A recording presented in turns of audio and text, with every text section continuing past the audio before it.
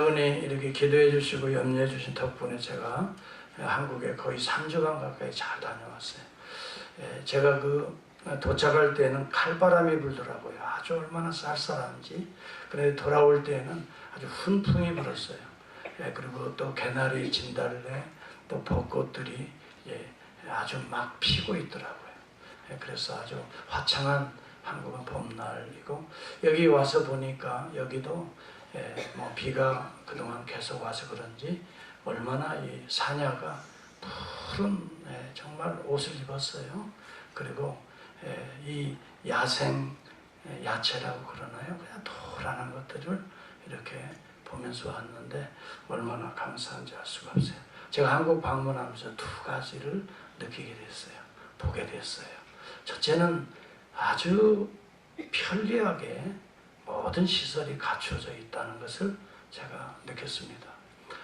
이 남부 쪽으로도 제가 방문을 하고 왔는데, 특히 이 부산은 제가 안 가봤어요. 이번에 이 부산까지 이 KTX를 타면 1시간 50분에 가요. 얼마나 빠른지. 코리아 트레일 익스프레스라고 해서 특급 열차예요. 아이고. 야, 진짜 저렇게 생겼어요. 그런데 요즘에 SRT라는 게 생겼어요. 그래서 그게 뭔가 했더니 슈퍼 레피드 트레일이에요. 슈퍼 레피드 트레일. 그러니까 초특급 열차예요. 이것은 1시간 40분에 간대요. 그렇게 빨라요. 아니 세상에 완전히 우리 한반도가 2시간 거리 내에 있어요.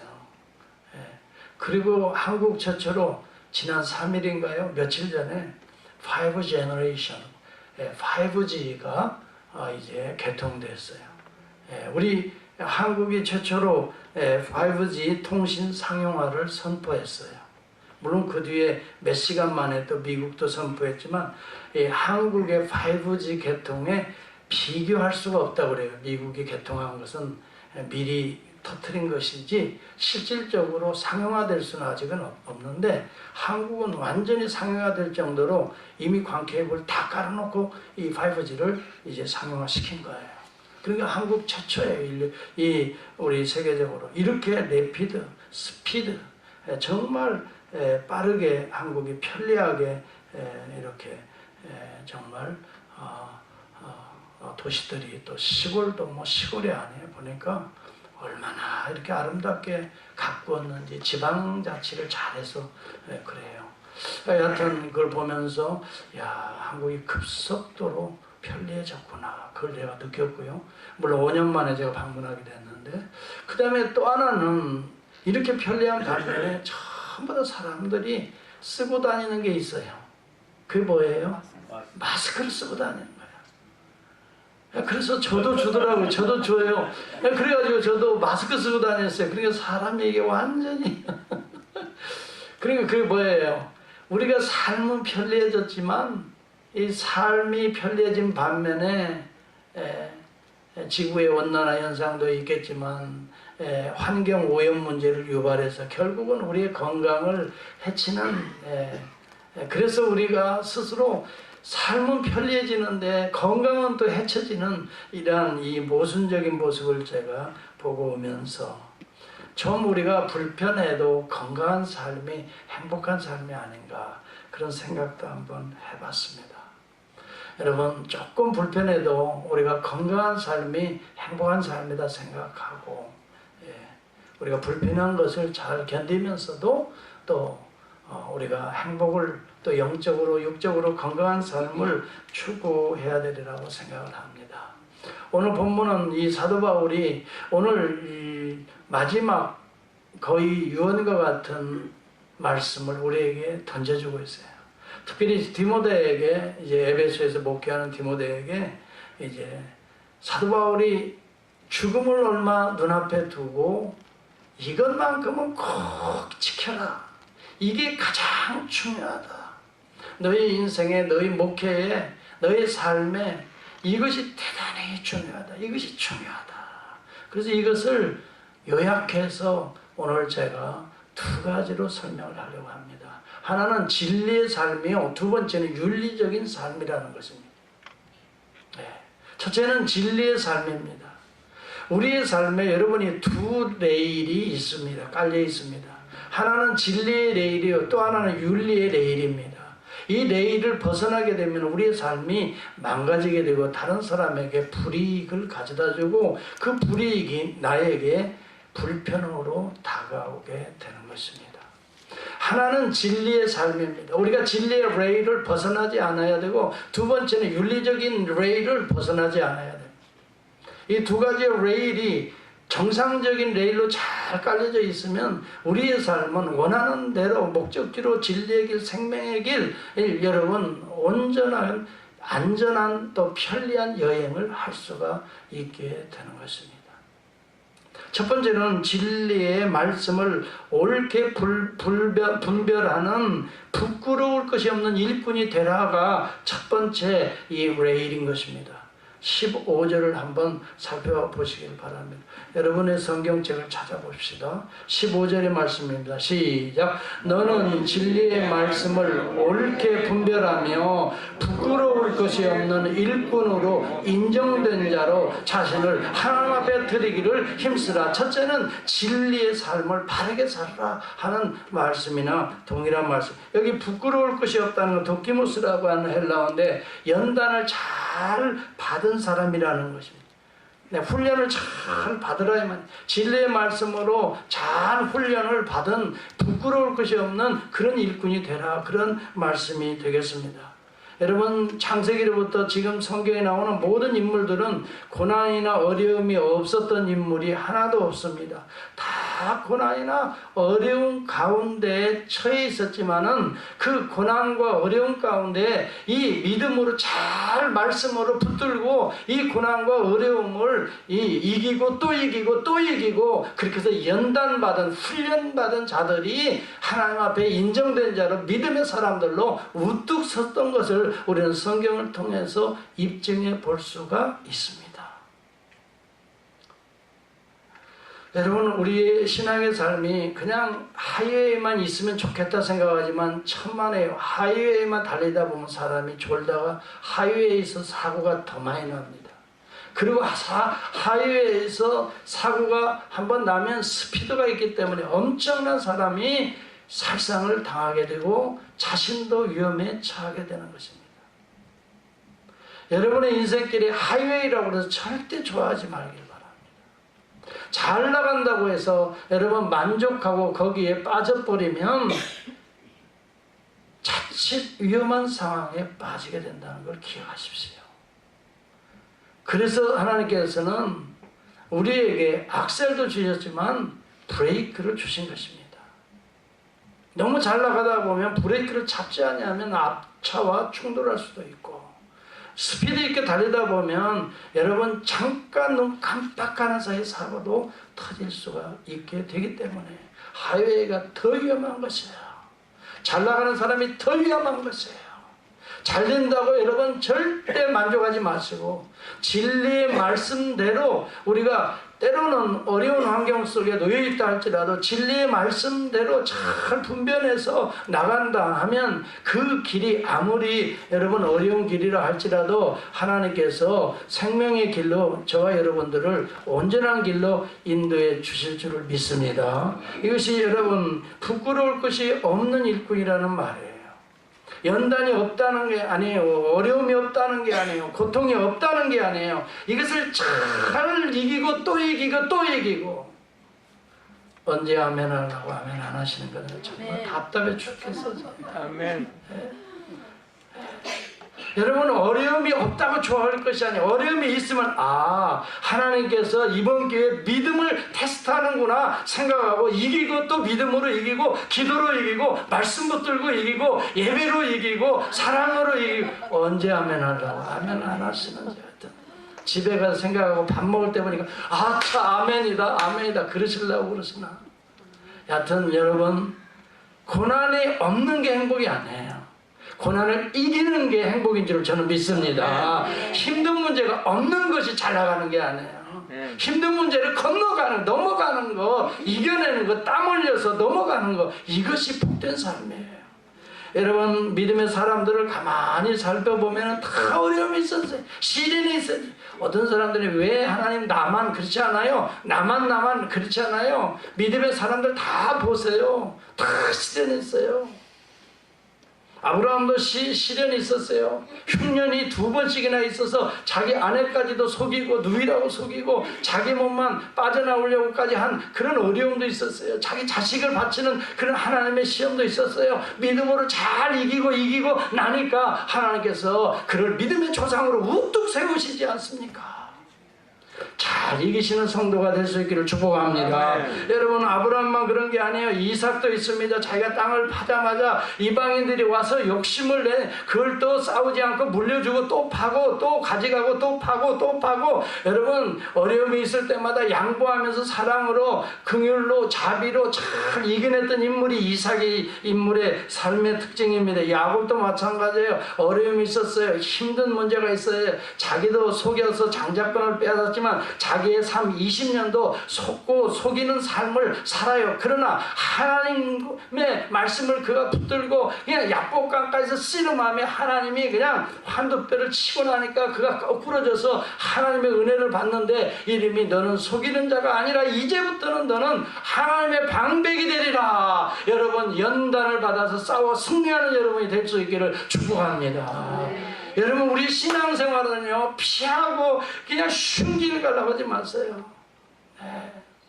여러분이 있는 그 자리가 하나님이 주신 자리라 믿고 어려움이 닥치고 힘든 문제가 있어도 믿음으로 잘 이기는 연단된 하나님 앞에 부끄러울 것이 없는 이 말은 연단된 훈련된 자가 되라 이 말. 부끄러울 것이 없는 자가 어디가 있어요? 다 하나님 앞에 보면 부끄럽지요. 죄송스러운 건 많지요. 그렇지만 훈련받아서 믿음으로 또 이기고 또 이기고. 여러분 요셉도 마찬가지예요. 여러분 요셉이 형제들에게 팔렸어요. 어렸을 때. 이런 큰 상처가 어디 있어요? 형제들이 팔아버렸어요.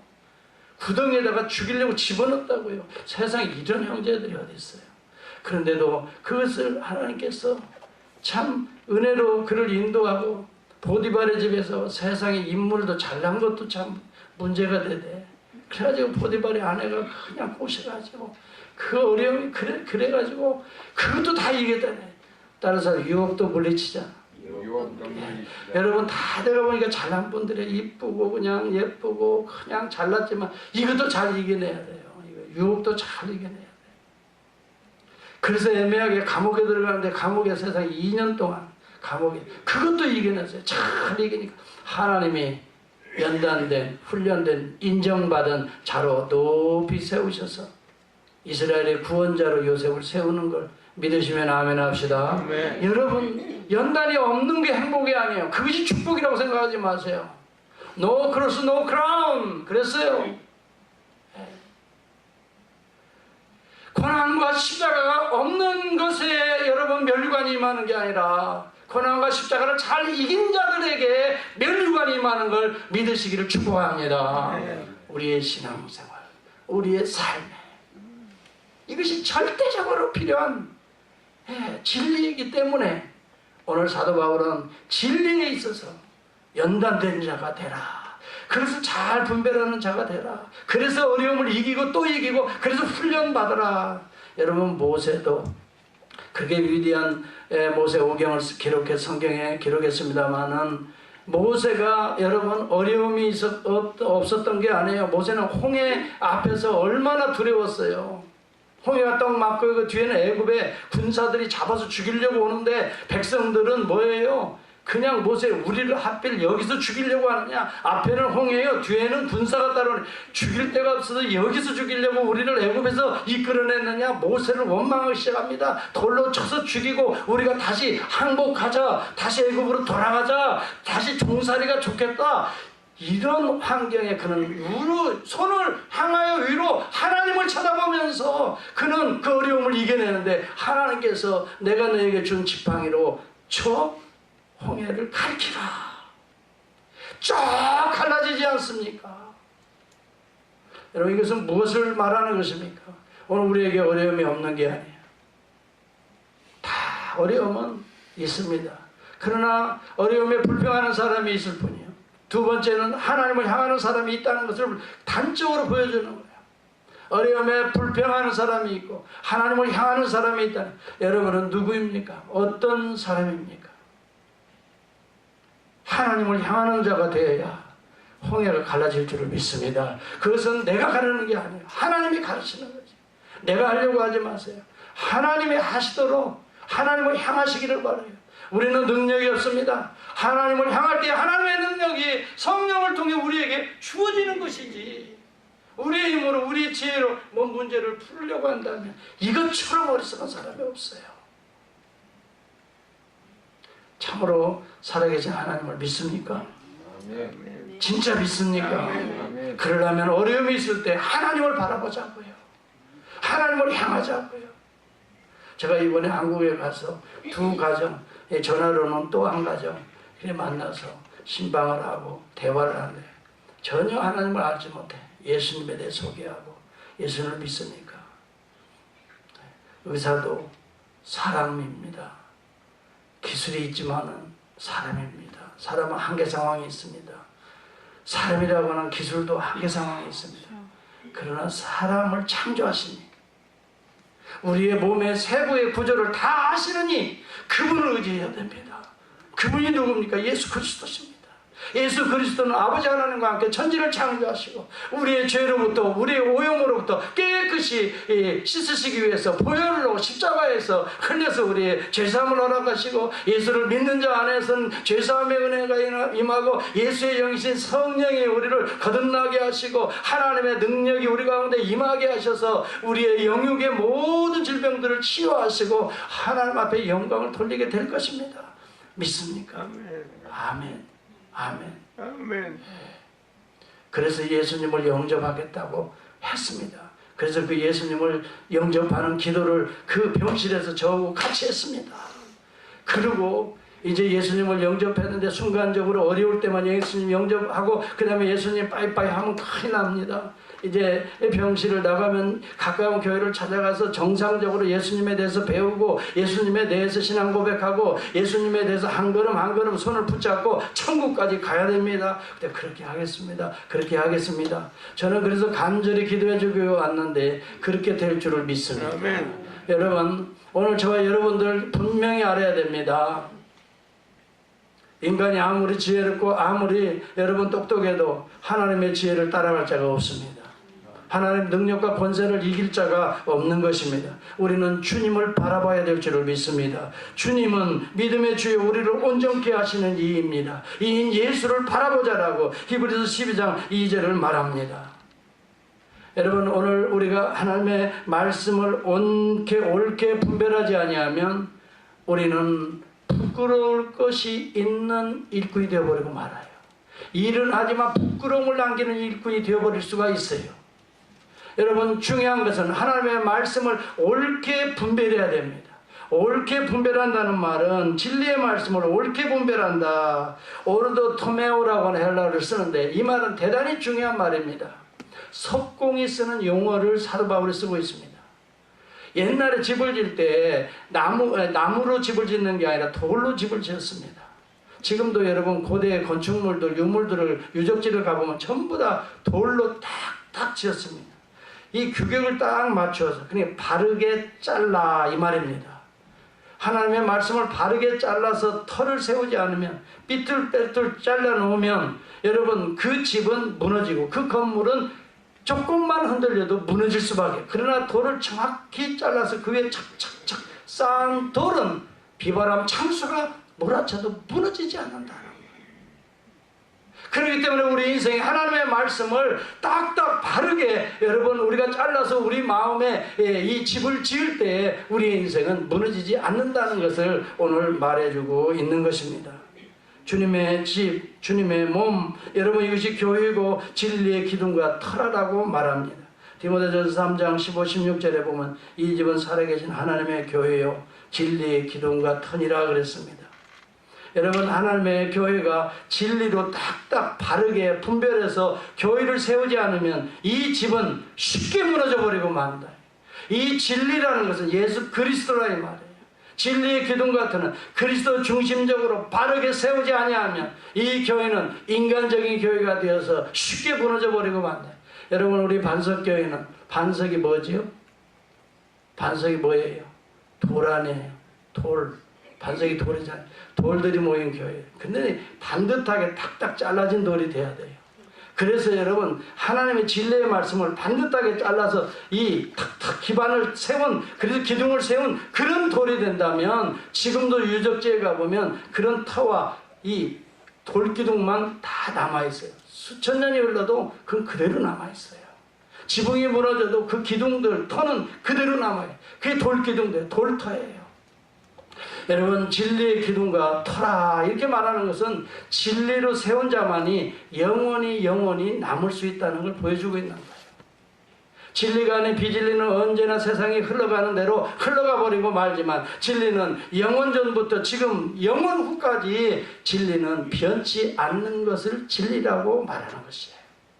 시대가 따르고 여러분 이 나이가 다른다고 환경이 다른다고 변하는 것은 여러분 진리가 아닙니다.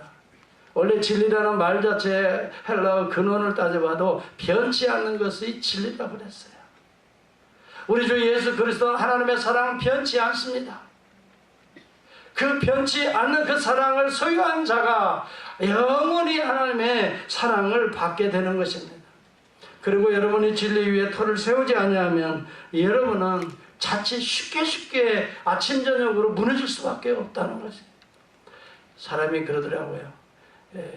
작심하면 3일밖에 못 간다는 말이 있어요. 내가 결심하고 해보겠다고 막 이를 악물고 해도 오래 참아내지 못해요. 그런데요, 성령이 역사하면요, 그냥 계속 하는 거예요. 하나님이 그랬어요. 그 성령이 매일 역사해야 되잖아요. 그래서 매일 기도하고 매일 말씀 묵상하고 매일 주님 주의 이름을 부르면요, 매일매일 계속 변치 않는 진리가 나를, 내 생각을 지배하게 되고 내 감정을 다스리게 되고 내 발걸음을 올바른 길로 걸어가게 만들더라. 아멘. 아멘입니까? 아멘. 여러분, 그런데 쉽게 진리를 놓아둬버리면 세상 감정에 따라 내 마음을 여러분 거기에다가 두게 되면 아침과 점심과 저녁, 햇볕 비 오는 때 다르고 여러분 햇볕 찌는 때 다르고 추울 때 다르고 더울 때 다르고, 이게 걷잡을 수 없는 심령이 되어버리고 말이에요. 진리는 편리가 아닙니다. 진리와 편리는 다릅니다. 진리는요, 때로는 우리에게 불편을 줍니다. 그렇지만 불편하다 그래서 여러분 그것을 편리를 따라가다 보면 진리를 버리게 되는 것입니다. 진리는 편리가 아니면 때로는 불편합니다. 그러나 진리 편에 서 있을 때 우리의 신앙의 삶은 발자취가 영원히 가게 되는 것입니다. 진리 편에 선다는 것이 때로는 외로움일 수 있어요. 진리를 붙드는 것이 때로는 여러분 힘든 일일 수가 있어요. 진리로 내 자신을 복종시키는 일이 때로는 연단일 수 있어요. 그러나 그 길이야말로 저와 여러분을 살리는 그 길이에요. 때로는 불편해요. 하나님 말씀대로 순종한다는 게 쉽지가 않아요. 그렇지만 불편하지만 그 진리를 붙들고 끝까지 씨름하는 자는 반드시 하나님의 인정된 자로, 연단된 자로 우뚝 서게 될 날이 오게 되는 거죠. 아멘. 편리를 따라가다 보면 진리를 놓쳐요. 대부분 그래요. 봉사하는 것도 여러분 불편하죠. 여러분 남을 섬긴다는 것, 남을 배려한다는 것 불편하죠. 다 자기 위주이기 때문에. 그래서 자기 위주로 계속 가보세요. 결국 자기가 불편하게 돼요. 진짜 불편하게 돼요. 우리가 때로는 불편해요. 진리대로 사랑하고 이해하고 용서하고 화목하고 살아간다는 거 불편해요. 그렇지만 이것이 진리라면 불편해도 붙을 수 있기를 바랍니다. 그 길이 서로 살리는 길이에요. 이게 생명의 길이에요. 할렐루야. 아멘. 여러분, 이게 살리는 길이에요. 편리하다고 자기 마음대로 미워하고 싶으면 미워하고 그냥 버려버리고 싶으면 버려버리고, 여러분, 이것은 자신을 버리게 되는, 자신을 고립시키는 거예요. 자신을 고립시키는. 사랑하는 성도 여러분, 진리는 때로 우리의 삶을 불편하게 만듭니다. 왜인 줄 아세요? 우리는 세상에 익숙한 삶을 살아가기 때문에 진리가 부닥칠 때 불편한 거예요. 세상적으로 익숙해 있다는 증거란 말이에요. 세상적으로 익숙해 있기 때문에 때로는 진리가 우리를 책망할 때 불편한 거예요. 그래서 우리는 편리를 선택하게 되는데, 편리는 진리를 버리게 만드는 거예요. 때로는 불편하도 진리를 붙들어서 진정한 하늘의 평화를 맛보는 여러분이 될 수 있기를 축복합니다. 아멘. 사람들에게는 때로 불편한 것이 때로는 수모로울 수 있어요. 때로는 여러분 다른 모습으로 우리에게 부닥칠 수 있지만 하나님께서는 그때 인정된 자가 되게 하신다 이 말이에요. 여기 본문에 보면 진리를 왜곡하는 운동들에 대해서도 성경을 이야기합니다. 진리의 말씀을 옳게 분별하나 부끄러울 것이 없는 일꾼으로 하나님 앞에 자신을 드리기를 힘쓰라. 망령되고 헛된 말을 버리라. 망령되고 헛된 말이라는 표현이 나옵니다.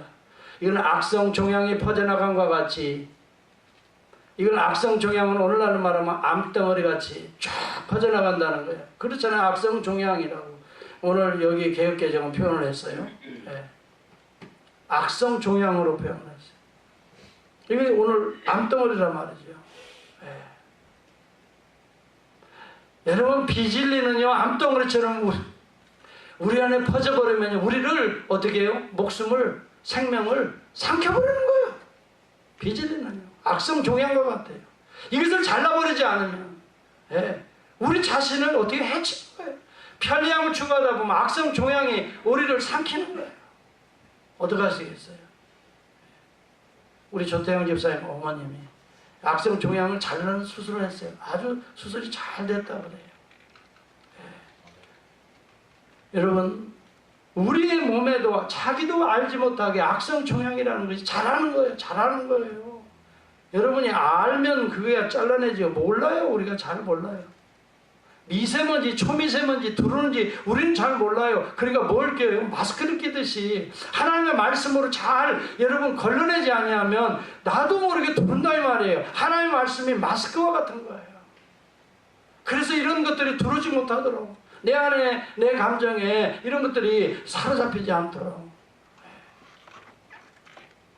그런데요, 하나님의 교회가 악성 종양이 들어온다. 이단들이 들어온다는 거예요. 예수 그리스도의 부활이 이미 지나갔다 하는 이런 이단들이 진리에 관하여서는 그릇되었다라고 말하면서 18절 한번 한 목소리로 묵상합니다. 18절입니다. 시작. 진리에 관하여 그들이 그릇되었다. 부활이 이미 지나갔다 하므로 어떤 사람들의 믿음을 무너뜨리니. 여러분, 교회가 가장 중요한 건 진리의 터가 되어야 될 줄을 믿습니다. 여러분, 진리는 예수 그리스도입니다. 오늘 예수 그리스도 중심적인 교회가 되지 않으면 이건 교회가 아닙니다. 예수 그리스도의 터가 되지 않으면 이건 세상의 모임의 단체입니다. 저는 그래서 여러분들이 어떤 분들이 왜 목사님은 설교 때마다 그리스도를 이야기해요. 여러분, 예수 그리스도께서 그렇게 말씀했습니다. 요한복음 5장의 30절에 그렇게 말했습니다. 유대인들에게 말씀했습니다. 너희가 영생을 얻기 위하여 성경을 상고하거니와 묵상하고 연구하거니와 곧 내게 대하여 하는 말이라고 말했습니다. 그때 성경은 여러분 신약 성경을 말하는 게 아닙니다. 예수에 대해서 말하는 신약을 말하는 게 아니라 유대인들이 가지고 있는 구약을 말하고 있습니다. 구약이 창세기로부터 시작해서 아담이 이야기인 줄 알았습니다. 그런데 제2 아담 되신 예수 그리스도에 대한 이야기라는 것입니다. 아브라함에 대한 이야기인 줄 알았습니다. 믿음의 진정한 주요 온전케 한 예수에 대한 이야기라는 것을 주님은 말하고 있는 것입니다. 야곱에 대한 이야기인 줄 알았습니다. 모세에 대한 이야기인 줄 알았습니다. 제2의 모세로 오셔서 이 어둠 속에 있는 이스라엘의 백성들, 영적인 하나님의 백성들을 세상으로 구원하는 구원자 예수 그리스도에 대한 이야기라는 것입니다. 시편에 나타나는 하나님의 아들에 대해서 무릎을 꿇고 경배하라. 하나님의 아들에 대한 시편의 고백이 예수 그리스도에 대한 이야기라는 것입니다. 여러분, 요한복음 5장 30절의 말씀을 귀담아 들으셔야 됩니다. 너희들이 영생을 얻기 위하여 성경을 상고하거니와 구약의 토라 구약 성경을 상고하거니와 모두가 다 내게 대해서 하는 이야기라고 말합니다. 예수 그리스도의 구원의 이야기라는 것입니다. 예수 그리스도의 사랑의 이야기라는 것입니다. 예수 그리스도의 성품에 대한 이야기라는 것입니다. 그의 삶에 대한 이야기라는 것입니다. 그러므로 교회는 그리스도의 터, 그리스도의 여러분 기둥이 되지 않으면 교회는 교회가 아닌 것입니다. 여러분도 믿는 것이 믿음이 아닌 것입니다. 그 다른 그 어떤 것을 교회에서 바란다면 그것은 믿음이 아닙니다. 정말 교회에서 바라야 될 것은 예수 그리스도야 되어야 될 줄을 믿습니다. 여러분은 예수를 날마다 생명의 떡으로 먹어야 되는 것입니다. 교회에 와서는 예수를 먹어야 되는 것입니다. 육신의 양식보다 하나님의 말씀을 더 먹어야 되는 것입니다. 진리를 먹어야 되는 것입니다. 여러분, 제가 한국에서 이번에 갔다 올 때에 정말 토종꿀 직접 양봉해서 꿀을 땄다고 해가지고 우리 처가댁에서 그 꿀을 좀 가져가서 너무 그때 피곤한데 먹으니까 피곤이 막 싹 가시는 것 같고 진짜 그런지는 모르겠지만 하여튼 그런 기분이 들어요. 그냥 힘이 나는 것 같아요. 삼손이 눈이 밝아졌다고 성경에 그러잖아요. 야생꿀을 먹고 눈이 밝아지며 그랬는데 진짜 그런 것 같아요. 그래서 막 그걸 막 떠먹고 또 떠먹고 했더니 가져가라고 차라리 그래가지고 토종꿀을 가지고 왔는데 세상에 아이고 그냥 또 마시고 싶네. 또 원하는 분이 있으면 또 오세요. 뭐 다 남 혼자만 먹으면 또 안 되니까 드릴 테니까. 그런데요 성경에 보니까요 하나님 말씀이 꿀과 송이꿀보다 더 달도다 그랬어요. 야 하나님 말씀이 꿀과 그 송이꿀보다 더 달대. 그렇게 사모한대. 하나님 말씀을 먹으려고 막 내가 아침부터 헐떡였다라고 표현을 해서 헐떡였다 그랬어요. 헐떡. 이 말씀을 먹으려고. 은혜 받을까요? 못 받을까요? 받고도 남아요. 할렐루야. 하나님 말씀 그렇게 사랑하면요 그냥 눈이 밝아지는 게 아니라 힘이 날 줄을 믿습니다. 하나님의 능력과 권세가 말씀을 통해서 성령을 통해서 우리에게 임하기 시작하는데 상상할 수 없는 이 영안이 밝아지는 거예요. 밝아지는 거예요.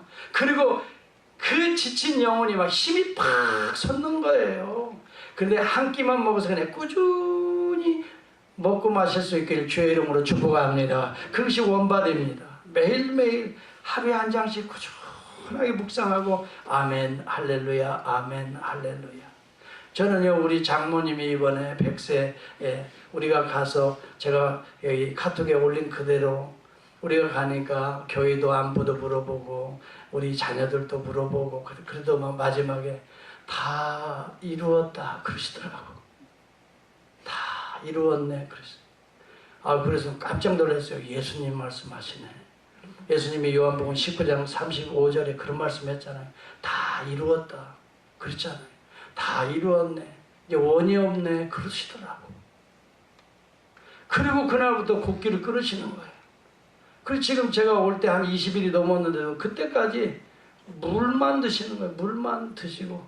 근데 뼈는 앙상이 말라가고 다 몸은 쇠져 가지만 영혼이 찬송하고 기도할 때마다 아멘 할렐루야 아멘 주님 감사합니다. 주님 어느 날은요 기도하고 예배드리는데요 예수님께서 내 눈을 뜨게 하신다 그래요?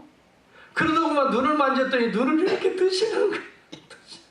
계속 눈을 감고 안 보이시니까 눈을 감고 귀는 어두우시니까 귀에도 대고 우리 집사람이 계속 엄마 예수님이 누구야 그래 구원의 확신을 주시냐 계속 하는데도 예수님 천국을 사모하세요.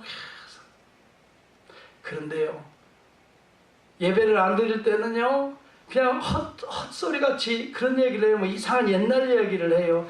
뭐 옛날 알아듣지 못하는 얘기를 하는데요 찬송하고 예배 드릴 때는요 아멘 할렐루야 예수님 감사합니다. 이때 아멘 좀 하시면 어떡해요.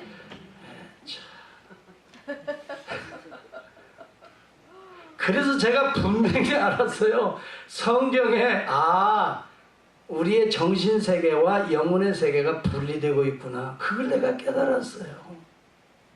육체는 이미 죽음이 분리되는 거잖아요. 정신력은 이렇게 해서 이상한 헛소리도 하시는데 영혼은 맑고 깨끗해서 찬송 소리 듣고 말씀 듣고 예수님 소리 들으면 아멘, 예수님 감사합니다, 구원받은 성도인 것을 확실히 믿게 됐다니까요. 왜 이 동네는 아멘 한 번 하시는 분 내가 못 봤네. 그래서 제가 느낀 게 그래요. 성령으로 인친 거듭난 자는 이렇게 마지막 순간에 분리가 되는구나. 정신력은 흐려지지만 영혼은 맑고 깨끗하구나. 이러다가 천국에 하나님께서 그 영혼을 불러가시는구나.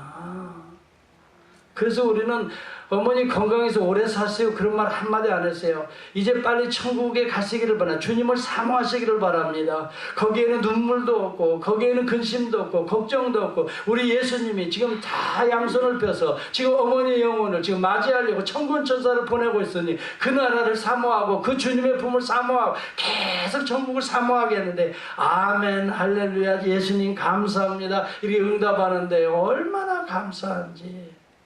진리가 분명히 여러분에게, 구원의 확신이 분명히 여러분에게, 예수님이 분명히 여러분에게 살아있는 주님으로 여러분 속에 임할 수 있기를 축복합니다. 이것이 여러분이 진리의 기둥과 터 위에 인생을 짓는 거예요. 두 번째는 윤리인 것입니다. 깨끗해야 됩니다. 윤리적으로도 깨끗해야 됩니다. 한번 여기 보겠습니다. 20절을 여러분 보시기 바랍니다. 시작. 큰 집에는 금그릇과 은그릇뿐 아니라 나무그릇과 질그릇도 있어 귀하게 쓰는 것도 있고 천하게 쓰는 것도 있나니 그러므로 누구든지 이런 것에서 자기를 깨끗하게 하면 귀히 쓰는 그릇이 되어 거룩하고 주인의 쓰심에 합당하면 모든 선한 일에 준비함이 되리라. 큰 집에는 다양한 음식에 이 그릇들이 있어요. 음식을 담아내는 그릇들. 제가 한국에 가니까요 제일 많이 먹는 게 음식이에요. 제일 많은 게 두 가지더라. 하나는 음식점, 하나는 카페. 전부 다 가는 곳마다 음식점 카페, 음식점 카페. 하여튼 간에 그러고도요 밤 9시 넘어서는 더 사람들이 나와. 젊은이들이 더 나와. 하여튼 휘황찬란해. 그냥 밤새. 우리는 벌써 지금 조용할 때인데 미국 같으면 누가 나와 돌아다니지 않잖아요. 9시 넘어서는. 근데 거기는 막 더 휘황찬란하고요. 다 모여 앉아서 이렇게 기울이고 먹고 마시고. 세상에 저를 처음 만난 사람은 대접하겠다고 좋은 음식점을 다 대접하는데요. 제 몸이 그런 걸 먹어보지 못해서 그런지 나중에 배탈이 나더라고. 설사가 계속 나더라고. 그래가지고 맛있는 거 사준다. 나 못 먹겠습니다. 아니 강사님을 잘 접대. 아니 강사고 보고 가네. 나 이거 배탈이 나가지고 안 됩니다. 근데 죽 먹으러 가시죠. 그래 죽은 괜찮은 것 같습니다. 그래서 본죽이라는 곳에 갔더니 세상에 거기는 얼마나 비싼지. 무슨 죽이 35,000원짜리 죽이 다 있어 세상에. 근데 내가 강사가 또 그것도 그거 먹겠다고 하면 되겠어. 제일 싼 것이 뭔가 보니까 12,000원짜리 또 8,000원짜리가 제일 싼 건 싼데 근데 또 너무 또 그러면 또 대접하는 분에게 또 신뢰가 될 것 같아서 그보다 약간 높은 것이 12,000원짜리더라고요. 그래서 12,000원짜리 이거 먹겠다고 했는데요. 세상에 그 많은 좋은 음식들 막 고기 대접한다 보한다 그런데요 내가 받아들이지를 못하겠더라고. 이게 여기서 뭐 먹었던 것이 뭐예요? 그 몸에 익숙한 것이 뭐 이상한 것들이 들어오니까 막 여기가 놀란 거야. 그래 아니 웬 떡이야 웬 그래가지고 여기서 소화를 못 시키는 거야. 여러분 아무리 좋은 음식이라 할지라도 내 안이 잘 준비되고 깨끗한 그릇에 좋은 음식이 담겨야 나에게 보약이 되듯이. 할렐루야. 여러분 깨끗한 그릇 위에 이 깨끗한 그릇 안에 이 물이 담겨야 이 주인이 물을 마시는 것이지. 안이 더러우면 아무리 그릇이 좋아도 금그릇이라도 쓸모없는 거예요. 여기 금그릇, 은그릇, 나무그릇, 질그릇은 무슨 어떤 사람들은 뭐 금 같은 신자가 되죠. 은 같은 신 그게 아니에요.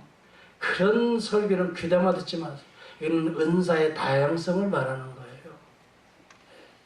여러분 외모의 스펙으로 여러분 교회 일하는 게 아니에요. 금그릇이라도 속이 거듭나지 않은 것은 거들떠보지도 않아요. 하나님의 은혜가 담기지도 않아요. 예. 그렇지만 녹그릇이라 할지라도 나무그릇이라 할지라도 깨끗한 그릇 위에 하나님의 은혜가 담길 줄을 믿습니다. 네. 교회에서는요 외모와 스펙 자랑하는 것이 아니에요. 우리의 심령을 보혈로 씻고 깨끗한 것으로 겸손한 그릇으로 하나님 앞에 쓰임받는 그릇이 될 수 있기를 축복합니다. 이것을 하나님께서는 기뻐하시고 귀 쓰는 그릇이다 라고 말하고 있는 거예요. 절대 우리의 스펙 자랑하려고 하지 마요. 하나님은 우리를 깨끗한 자를 사용하는 줄을 믿습니다. 아멘. 요셉이 심령이 깨끗했기 때문에 구원자로 사용한 거고, 모세가 온유했기 때문에 이 구원자로 사용하시고, 물론 하나님의 은혜가 먼저입니다. 하나님의 은혜가 임하면, 우리 안에 하나님의 은혜가 임하면 우리는 온유한 자가 될 줄을 믿습니다. 아멘. 야생마도 훈련된, 연단된, 잘 여러분 길들여진 야생마예요. 그게 온유라는 말이에요. 프라우스라는 말이에요. 이런 자가 되어서 하나님의 말씀에 순종하고, 여러분 온유한 자 위에 하나님의 은혜가 담깁니다. 물을 보세요. 시냇 물도 위에서 아래로 쫙 흐르지 않습니까? 여러분 그렇기 때문에 우리가 겸손할 때 하나님의 은혜를 충분히 받아들일 수가 있습니다. 우리의 마음이 교만하면 하나님의 말씀이 들어오지 않습니다. 그러나 우리의 마음이 겸손하면 하나님의 은혜를 다 받아들일 수가 있고, 하나님의 은혜 아래 생수의 강이 흘러 넘쳐서 여러분의 가정과 여러분의 일터에 죽어가는 모든 이 세상을 살려내는 은혜의 생수가 될 줄을 믿습니다. 여러분 우리의 심령을 깨끗한 그릇이 되기를 원합니다. 여러분 우리의 욕망을 피워야 되는 것입니다. 그리고 성령의 은혜를 채워야 되는 것입니다. 그때 하나님께서 우리를 들어서 하나님의 영광의 위대한 그릇으로 사용해 주실 줄을 믿습니다.